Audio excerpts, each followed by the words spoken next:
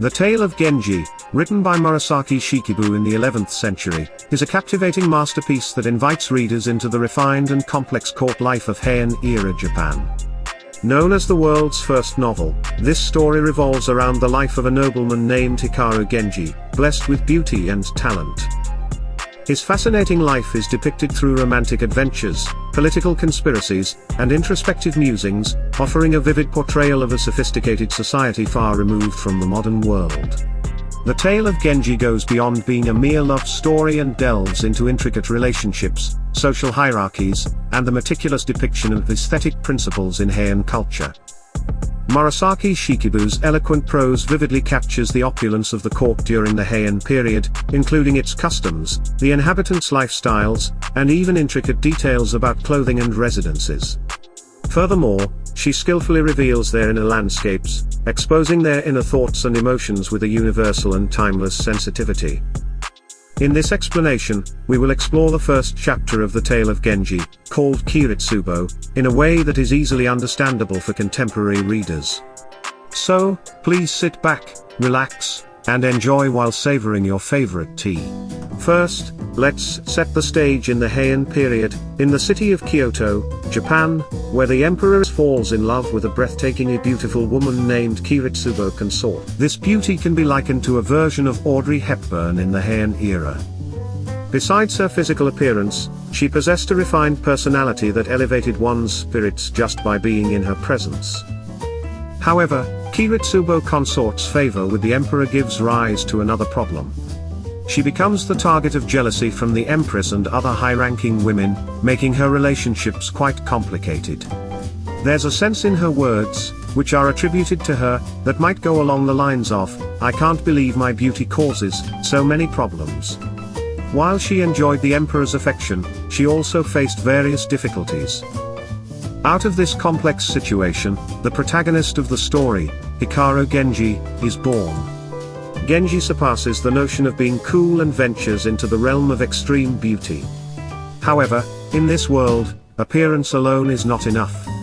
Genji proves this by excelling in academics, music, and poetry, a handsome man enriched with intellect. But he carries one painful truth with him, the early demise of his mother, Kiritsubo Consort. The turning point in his mother's fate arrives when the excessive favor from the emperor becomes her downfall. Jealousy from the other high-ranking women culminates in her being poisoned. Genji, still a child, must have keenly felt the sorrow of losing his mother and the helplessness of his father, the emperor, as a protector. Although this tale is far from humorous, Kiritsubo Consort's life symbolizes the harshness of courtly life in the Heian period. In that era, it was not uncommon for an emperor to have multiple consorts. To alleviate the grief of losing Kiritsubo Consort, the emperor welcomes a new woman into his life, Lady Fujitsubo. However, the emperor's mind is completely occupied by Kiritsubo Consort. He chose Lady Fujitsubo simply because she resembles Kiritsubo Consort, but he cannot forget her. When Genji encounters Lady Fujitsubo, he feels something. Wait, does she resemble my mother?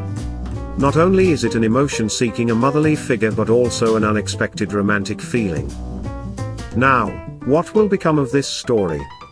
Will the emperor's intentions succeed? What lies ahead for the relationship between Genji and Lady Fujitsubo? Dramatic developments await us.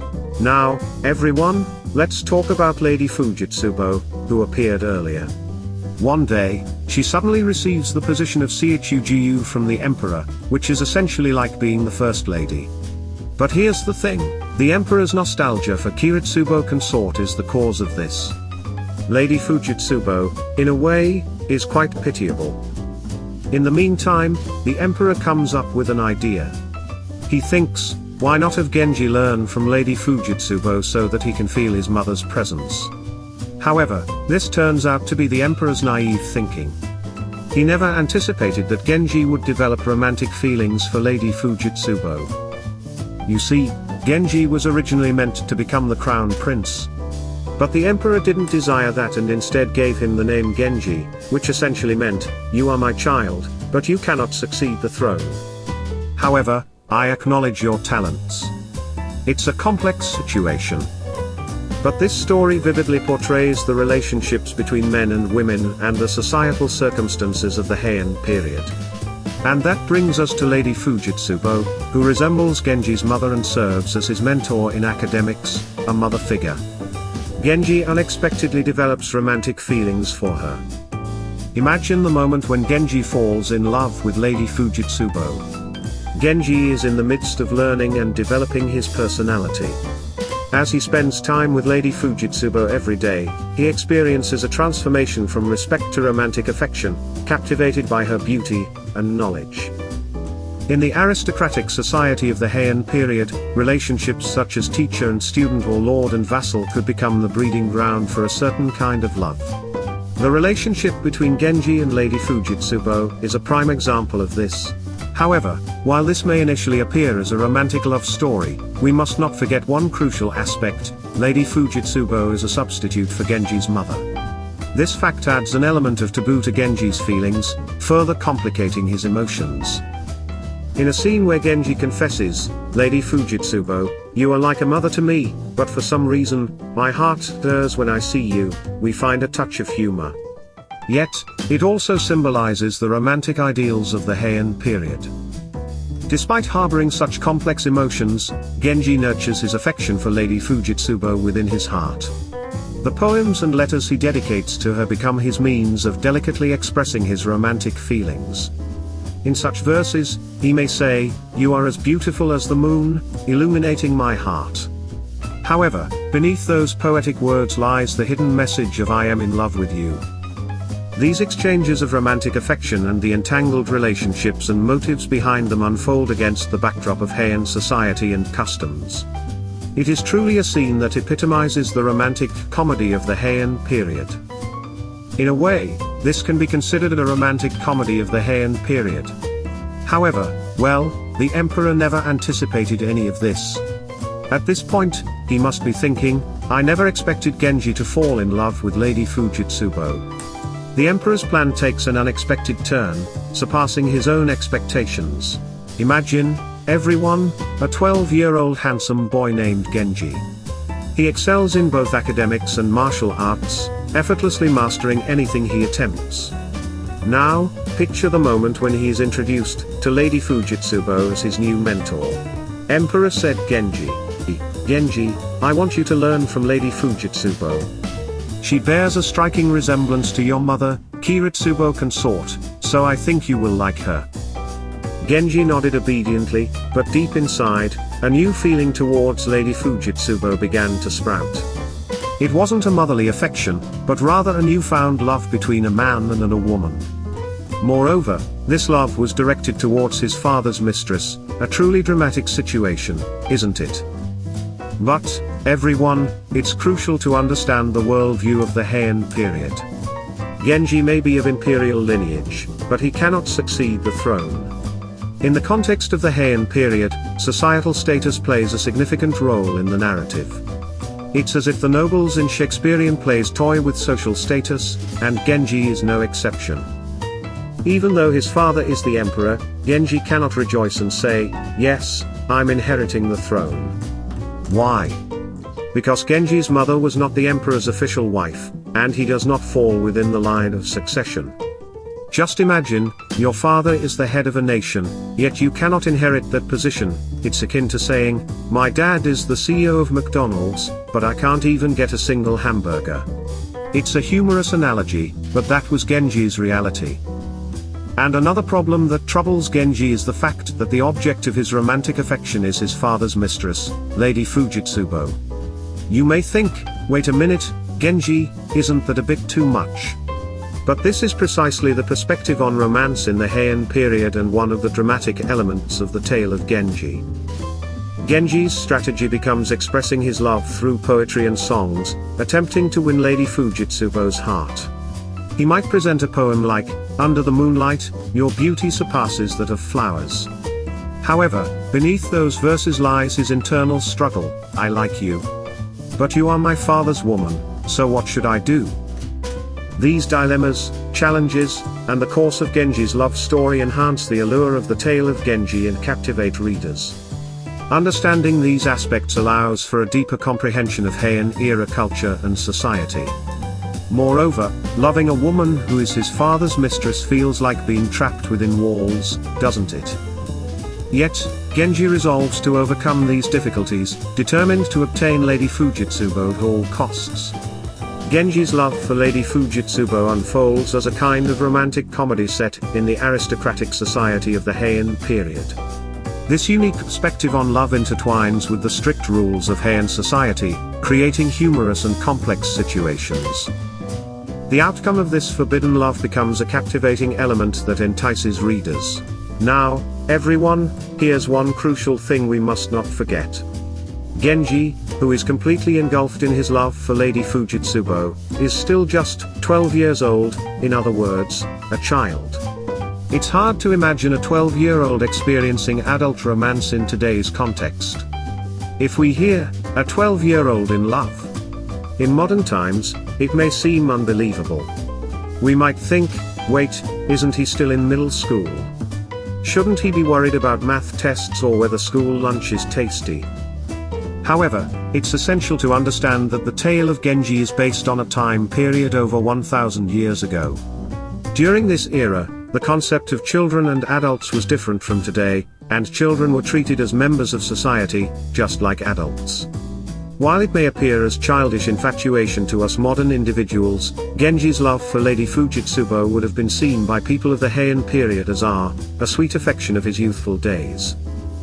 Furthermore, if Genji's feelings reached the level of adult romance, it would also indicate his maturity. For instance, he might awkwardly say, "It would be nice if Lady Fujitsubo and I could be lovers," but deep down, he would think, "But it's difficult. She is my father's mistress." These nuances enhance the allure of the characters and story in the tale of Genji. Understanding these aspects allows for a deeper comprehension of Heian-era culture and society. This is based on the customs of the Heian period. During that time, it was common for individuals to marry at the age of 12 or 13, and the age considered as adulthood was significantly different from the present. In other words, Genji's romantic feelings were completely natural within the context of his time and culture. With his feelings for Lady Fujitsubo hidden in his heart, Genji begins to learn from her. He might ask, "Lady Fujitsubo, what will you teach me today?" However, he might also think, "Oh, it makes my heart flutter, calling her teacher as if I'm depending on a lover." On the other hand, Lady Fujitsubo, though bewildered by this new situation of being sought after for instruction by this beautiful young boy, will be drawn to his exceptional talent and beauty through their interactions. However, the fact that Lady Fujitsubo is attracted to Genji becomes a secret shared only between the two of them. What kind of drama would unfold if the Emperor were to discover this? Thus, the tale of Genji unfolds, incorporating complex elements of love, power, ambition, and morality against the backdrop of strict male-female relationships and society in the Heian period, captivating readers. Everyone, please imagine this, a 12-year-old Genji attending Lady Fujitsubo's lectures day after day. Genji gradually becomes captivated by Lady Fujitsubo's beauty and elegance. "Lady Fujitsubo, everything you teach resonates deeply in my heart," says Genji. However, this situation is ironic as it includes not only academic teachings but also a longing for romantic love. In the Heian period, men didn't express their emotions directly, so Genji would have expressed his delicate emotions through poetry, songs, as well as paintings and letters. During that era, men had to employ beautiful poetry, letters, and stunning artwork to convey their emotions in order to captivate a woman's heart. When you think about it, men of the Heian period were truly romantics. While today we can simply send a message like "let's go on a date tomorrow" via line or email, back then, they would send artistic messages like "under the moonlit night, I think of you," accompanied by the fragrance of flowers to express their emotions. Considering this, it's likely that women who received such approaches from men at that time experienced a sense of excitement. Now, let's take a look at the subtle atmosphere between Genji and Lady Fujitsubo. In casual conversations, Genji subtly throws romantic lines like, "Ah, yes. The moonlight illuminates your face, accentuating your beauty. Lady Fujitsubo casually responds, "Oh, why are you saying such things? What are you thinking?" However, deep down, she might have been experiencing complex emotions, thinking, does this child hold special feelings? But, that would be. Meanwhile, she might have also felt a hint of joy in response to Genji's fervor and passion expressed through his poetry and letters. These everyday moments create a sense of tension between Genji and Lady Fujitsubo, captivating the hearts of readers. This is the charm of the tale of Genji, and the reason why it has continued to be loved for centuries. On the other hand, Lady Fujitsubo might have also sensed Genji's careful observations and possibly even his affection.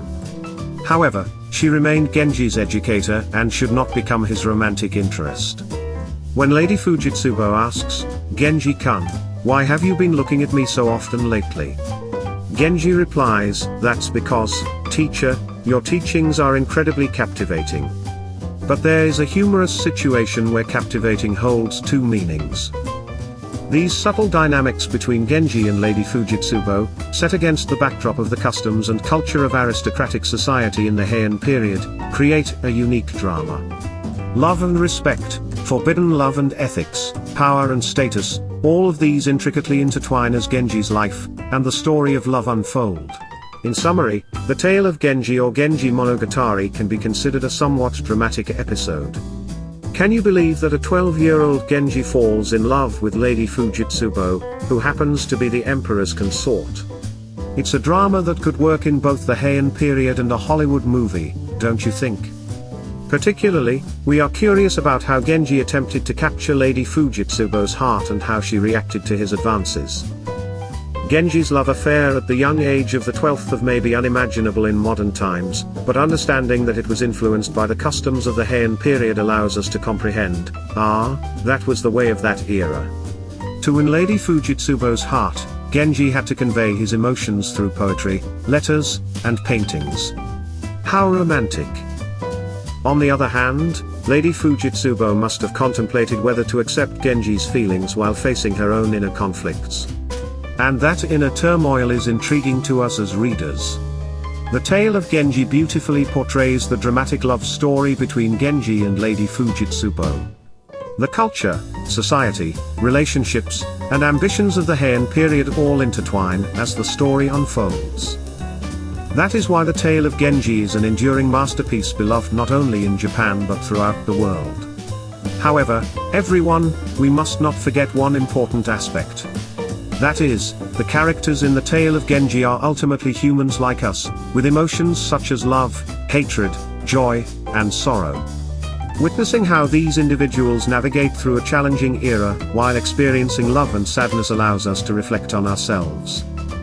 Yes, that is the greatness of the tale of Genji and its value as a must-read. Through this work, we can rediscover the life and emotions of people living in the distant Heian period and reaffirm what it means to be human. Now, in the upcoming chapters, we will move on to the Harakigi or broom tree section. In Harakigi, Genji gets involved in a somewhat comical, yet dramatic incident where he enters into a relationship with a new woman, only to later realize that she is his own daughter. Stay tuned to find out what kind of trouble Genji gets himself into in this chapter.